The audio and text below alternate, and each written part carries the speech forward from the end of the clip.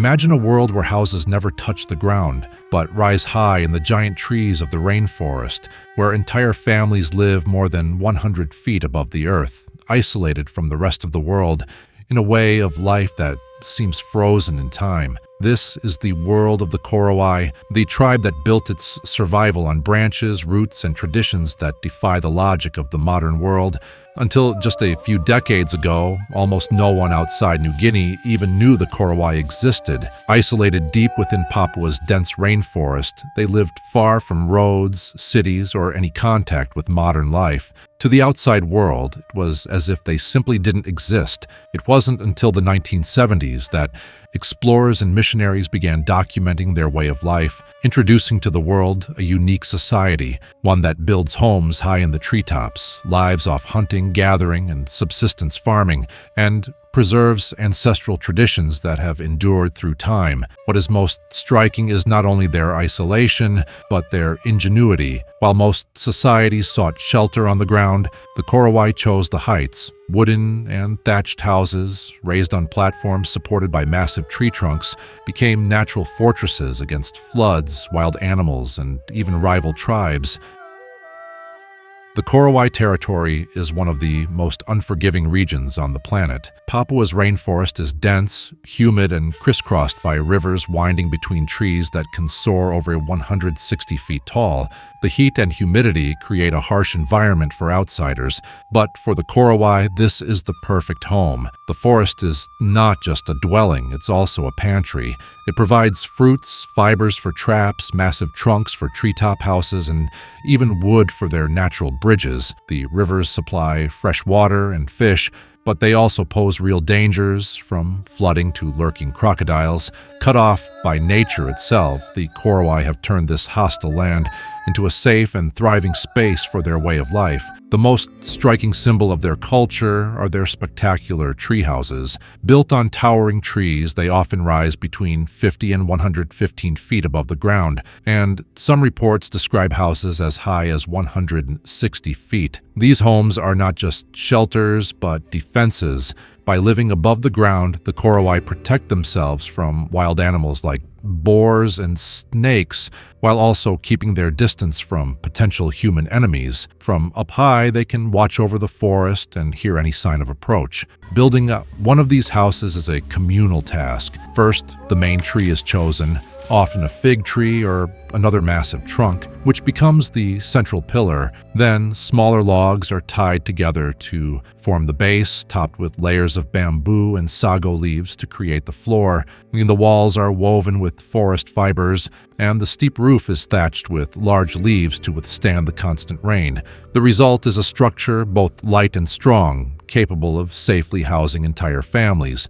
To reach it, the Korowai carve notches into the tree trunk as makeshift steps or lash together bamboo ladders. From the outside, these houses look like floating fortresses, castles suspended high above the forest canopy. Life among the Korowai is simple, yet filled with challenges. Each day begins at sunrise. As the first light filters through the forest canopy, families climb carefully down from their treetop houses using log ladders and set out for their daily tasks. Women play a central role in the routine. They gather fruits, roots, and leaves used for food and medicine. One of the most important is sago, a starch extracted from the palm tree that forms the foundation of the Korowai diet. Preparing it is hard work, felling the trunk, scraping out the pulp, and washing it until a dough forms, which is then cooked on hot stones or wrapped in leaves. Its flavor is mild, but sago provides the energy needed to endure life in the rainforest. Meanwhile, the men head out to hunt. Armed with bows and arrows, they move silently through the forest in search of wild pigs, birds, or tree kangaroos, animals unique to the region. Hunting is difficult and can take hours, sometimes even days. When a wild boar is brought down, it becomes a reason for celebration, as it means plenty of food for the entire community. Food for the Korowai is not just sustenance. it is culture. Large game is shared by all, strengthening the spirit of community. Insects and larvae, especially sago grubs, are considered delicacies. Rich in fat and protein, they are eaten roasted or raw and often feature in ceremonial feasts. Fish also make up part of the diet, caught in nearby rivers with bamboo traps or simple nets. Nothing goes to waste. Bones, skins, and fibers are reused to craft tools, ornaments, and even hunting gear. Back up in the treetop homes, life carries on in safety. Inside, the space is divided into areas for cooking, sleeping, and storing food. A fire lit in the center keeps the platform warm during damp nights and, helps ward off insects. Children grow up accustomed to playing on suspended platforms. From an early age, they learn to balance on makeshift ladders and move swiftly along the logs that lead to their homes. For them, living 60 to 100 feet above the ground isn't frightening. It's simply normal life. At night, when the forest comes alive with the sounds of nocturnal animals, the Korowai remain in their elevated refuges. From above, they watch the darkness and rest, knowing they are safe from the dangers below. Community life is essential. Each family has its own house, but during hunts or larger tasks, like building a new stilted home or preparing large amounts of sago, everyone works together. This cooperation ensures that, even in such a challenging environment, no one is left behind. For the Korowai, time is not measured by clocks or calendars. It is the rhythm of the forest that dictates life. The rising sun marks the start of the day and the falling night signals rest. Everything flows in harmony with nature.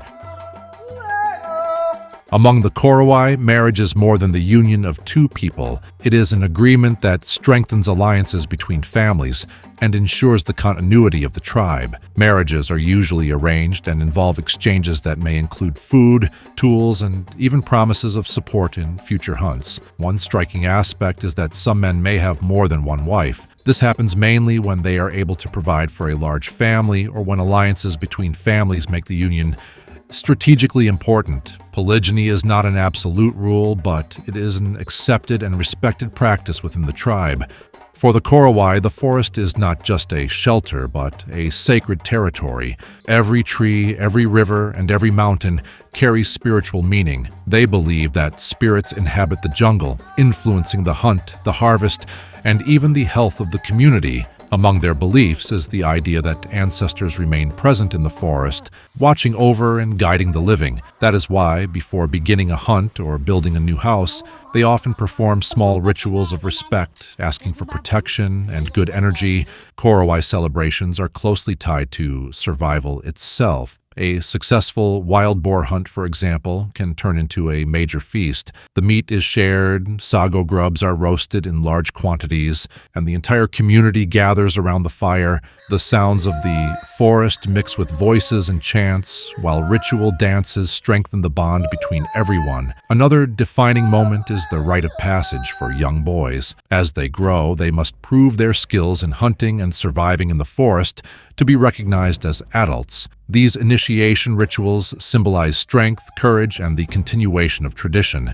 In their oral stories, passed down through generations, elements of fear and protection also appear. For a long time, it was believed that evil forces roamed near the villages. To keep them away, in addition to rituals, building houses high in the trees became both a symbolic and practical way to protect themselves from whatever might come from the ground, animals, enemies, or unwanted spirits. And with no written language or formal records, the history of the Korowai is preserved through the voices of the elders. They safeguard the memories of past generations and pass them on to children in the form of tales, myths, and teachings. Around the fire, nights become a classroom where wisdom is carefully handed down, so it is never lost. Each story carries lessons about the forest, about dangers to avoid, and about the importance of community unity. In this way, the Korowai preserve their identity and resist outside change. For a long time, the name Korowai was surrounded by mystery and fear,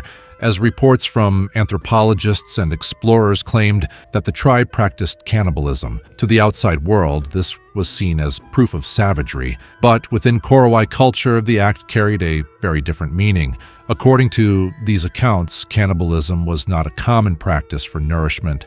Instead, it was tied to spiritual beliefs and to dealing with enemies or people accused of witchcraft, known as kakua. When someone was identified as a malevolent sorcerer responsible for illness or death in the village, they could be executed and consumed in a ritual. This practice held deep symbolic weight. It was believed that eating the body was a way to destroy evil and protect the community. Today, with increasing contact with the modern world, such practices have virtually disappeared. Many Korowai who still live in treehouses deny ever taking part in the ritual. Controversial as it is, cannibalism remains part of the tribe's history and was one of the main reasons the outside world became so fascinated with them. For centuries, the Korowai remained almost invisible to the rest of humanity.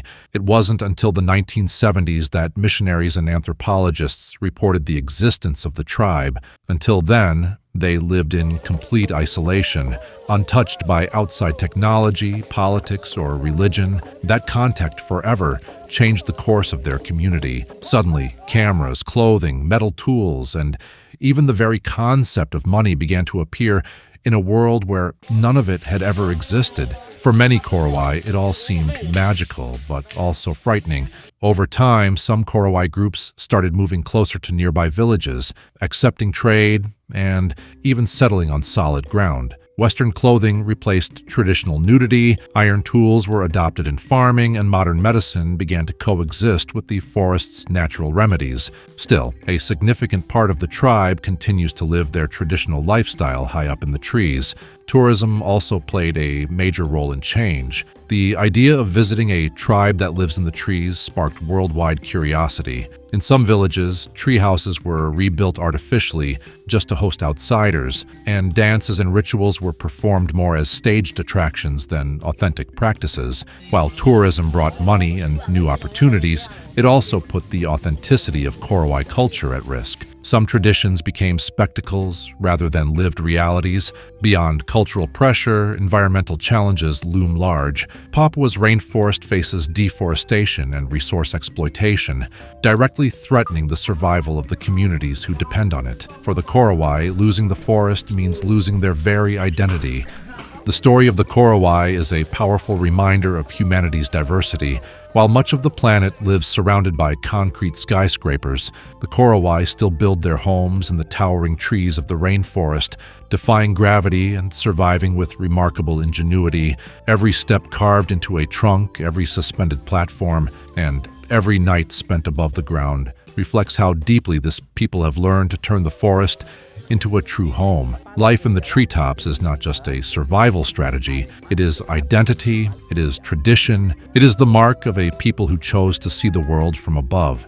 And what about you? Could you live 100 feet above the ground, in a house swaying with the wind, surrounded only by the silence of the rainforest? Leave your answer in the comments. If this story amazed you, share the video with someone who would also be fascinated to learn about the Korowai. And don't forget, subscribe to the channel so you don't miss other journeys like this, exploring the most surprising corners of our planet, because there are still peoples who live in ways most of us could never imagine.